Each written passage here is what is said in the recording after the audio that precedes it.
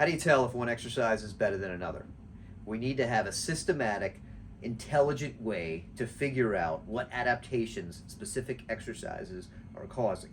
And it's confusing when you add in a bunch of different exercises in your workout. You got the barbell bench, you got dumbbell incline, you got chest flies, you got machine chest press, and you're trying to figure out, okay, well, what machine or what implement did what? You can do the shotgun approach and just try a bunch, but as exercise scientists and trainers, we want to really have a more systematic way of figuring out which exercise is better. In order to do that, we're going to isolate out the variables, and we're going to implement my favorite assessment, which is the 6-month test. And I think if you've been training long enough, you can simply do this theoretically. Obviously, you can really, truly put it to the test if you want. The 6-month test is simple.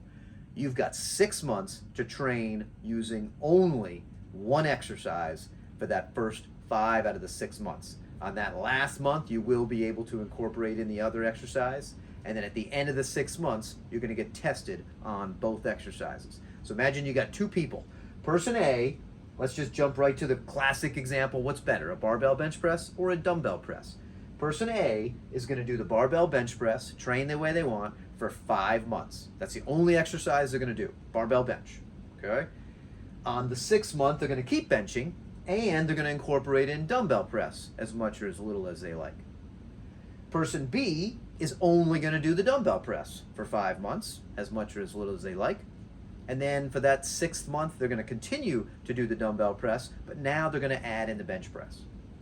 Both of these people are then going to be tested on what can they do on the bench and what can they do on the dumbbell press. Okay? I think it's logical and safe to say, well, first let's step it back. Muscle-wise, we're looking at the exact same thing. Your pecs are the agonist in both exercises. Your front delts, your triceps are strong synergists. Your lats are working a little bit. Your rotator cuff is working a little bit. So in terms of your broad muscle groups, they're going through essentially the same range of motion. They're getting essentially the same work. But we're trying to tease out the differences here. Okay, let's start with performance. Who is going to perform better? Well, the person who's only done the dumbbell press, this is clearly, if you spend 6 months worth doing dumbbell press, your bench is going to go up some, okay? But it's hard to balance that long 7-foot bar. And so even though you had that month to practice, when you do dumbbells, all we know is that you can take those two dumbbells together and then you can bench at least that. So if you're lifting 70-pound dumbbells, well, we know you can at least bench 140 pounds, probably a little bit more. Take someone who's really good at the bench press, and while true, obviously, you don't just cut the weight in half and lift that with dumbbells. If you bench 300, you don't just do 150-pound dumbbells. But think about the way the weight increases on the bench press. I mean, even just think about it. 225, decent bench, 315, solid, 405, pretty badass. We'll compare that to dumbbells, right? Most gyms, 405, that'd be 200-pound dumbbells. Most gyms don't even come close to that. Okay, many gyms go up to 70, 100, 125-pound dumbbells. Put that together, that's only 250 pounds. Okay, so in terms of total weight lifted, the barbell bench, I'm willing to bet heavily that the guy who does the bench press is going to win the bench press and will probably win the dumbbell press. Okay, the guy who only does the dumbbell press will hang closer with this and then is going to really struggle when it comes time to perform that 1 rep max. All right, so when we talk about the connection here, the bench press and dumbbell press, I think they both help each other. They do. But I'm going to give the nod. The bench press helps the dumbbell press more than the dumbbell press helps the bench press. Now, how much do they help high skill stuff? Let's say you're a gymnast and you want to do this. Well, here's one of the tricks to remember. The transfer of skill flows downhill. What do I mean by that? It means that a high skill exercise will improve a lower skill exercise. I think we can all agree that if you can bench 315 and you go on a Smith machine, with just a couple of days to practice, maybe even right away, you're going to dominate the Smith machine bench press. If you only do Smith machine and then you sign up for a bench press competition, right, which is real free weights, and you go and you've never even used a barbell before in your life, you're going to be sorely disappointed about how you perform, because the Smith machine is low skill. It's operating in 2 dimensions. It can only go up and down. It will not transfer very well to the higher skill lift that the bench press is. However, the bench press is not the highest skill thing you can do with your upper body.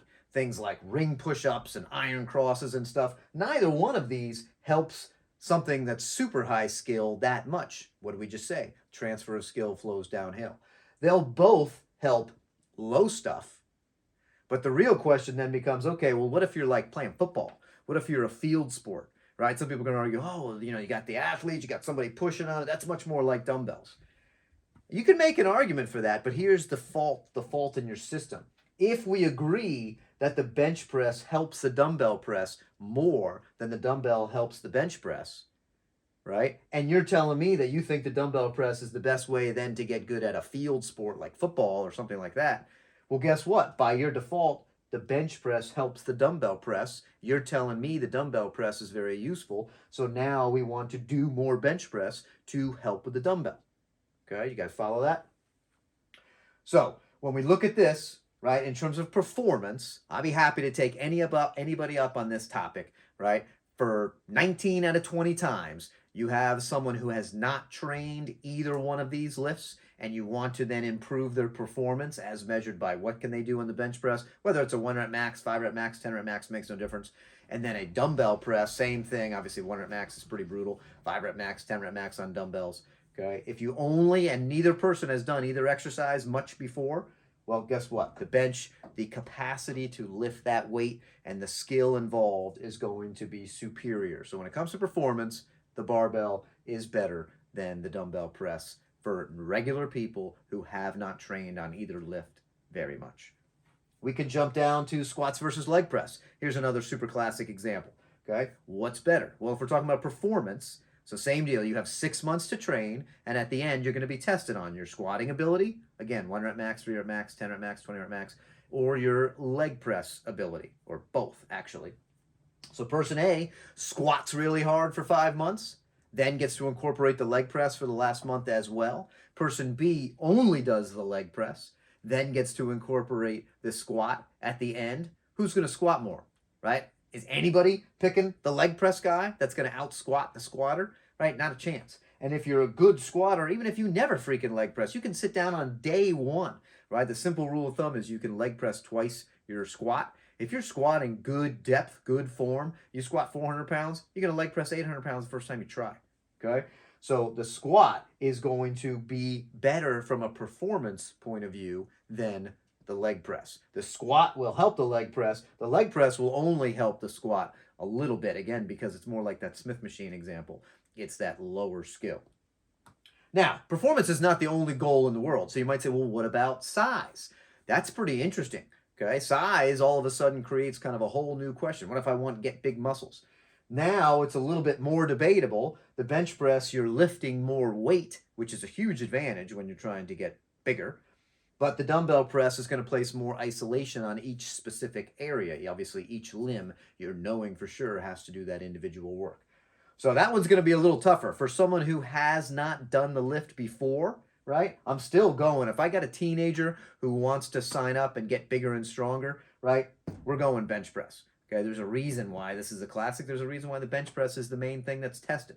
Okay, so the bench press, I certainly think for an untrained person, will produce better size benefits, especially if we go on our 6-month test, than the dumbbell press. Now, a lot of people have already been benching really hard for a year or two, may have hit a little plateau, then they decide to turn their attention to the dumbbell press. I've got no problem with that because now you've kind of point of diminishing returns. You're not going to get much more out of just continuing to bench. And so now incorporating a new exercise, especially for size, if you feel it a lot in your chest, that might be great. Now, even a Smith machine might be useful if you're just trying to build up the size of your chest. Let's go to size of your legs. Now, this is a really interesting question. Leg press, you can load up the hell out of that. You can directly focus, right? Of course, just to regress, you've got your quads, you got your glutes, your hamstrings, a little bit of adductors working in the leg press. And, of course, in the squat as well, same basic muscles. But for a lot of people, squats may have other limiting factors. Maybe they can't squat quite as heavy because their ankles are tight. Maybe they feel a little bit too much in their back. Maybe they can't quite get that stance. Maybe they're not used to having the bar on their back. Squats, I think, are going to be very effective for building size. But here, I'm actually going to give the nod to the leg press because our goal for building size is to do the most weight with the most isolation on your target area. And the leg press is a perfect example. Ton of weight. and probably there's no exercise in the gym you do more than the leg press in terms of weight, and yet still a lot of isolation on that target area. Whereas the squat certainly works well for some people and can be badass at improving size too. But if I just had to pick one, right, who just wants giant legs at the end of this program, well, then the leg press guy may well be successful on that. Now, there are other considerations as well, something like safety, for example, right? And I'll be the first to admit that some people may say, the dumbbell press is safer than the bench press. About 10 people die every year from benching, getting trapped underneath the bar. That rarely happens with dumbbell press. So yes, I would agree with you that in terms of safety, there's more catastrophic accidents with the barbell press. And there can be other issues as well, although dumbbells are not perfect. And a lot of people hurt themselves lifting super heavy dumbbells trying to get them into position. So it is a balance. Now, if a coach wants to say, from a safety point of view, right, I find the bench press doesn't work for me, and therefore I prescribe the dumbbells, I would say, hey, dumbbells are a great option. I totally can buy that. But if a coach wants to tell me, oh, from a strength point of view, dumbbells are better than the bench press, especially for someone who hasn't already done the bench press and hasn't peaked out on it, no.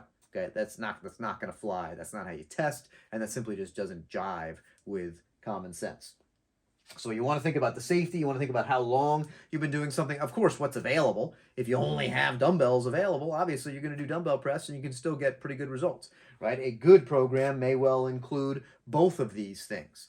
And it doesn't even have to be weights, right? I've got running versus the elliptical here, right? How are you going to assess? Well, at the end of 6 months, you're going to go for a 5K run and you're going to get in the elliptical for 20 minutes and see what you can do. So run it through. The person who only runs for 5 months then does the elliptical. Both are going to train your cardiovascular system, right? Your heart and lungs are going to respond to both reasonably well. But the runner who then does the 5K is going to be pretty prepared for that. Versus the person who only does the elliptical for 5 months and then tries to incorporate running at the end. I think when it comes to the 5K, I think we'd all agree that in terms of the vast majority of people, running is going to be successful. And the runner may well still win the elliptical, right? So my whole point is if my exercise makes me better at my exercise and makes me better at your exercise, my exercise is the clear winner, right? If your exercise helps you and my exercise helps me, and there's really not, you can't really tell, if we both battle it out, who's going to be better, then you're probably looking at a tie or something that may just be unrelated, okay? But if the exercise I'm doing gets me better at mine, your exercise doesn't help you for shit at mine, and my exercise kicks your exercise ass, it's crystal clear which exercise is better. So next time you're trying to figure out, I only have so much time in the gym, what exercise am I going to use? Do it in isolation, even though it doesn't have to happen that way in the real world. You've got 6 months just to focus on this one thing. Is it going to be worth your time? What kind of results are you going to get after 6 months of blasting primarily on that one exercise? And that will really help you prioritize how you should spend your time in the gym.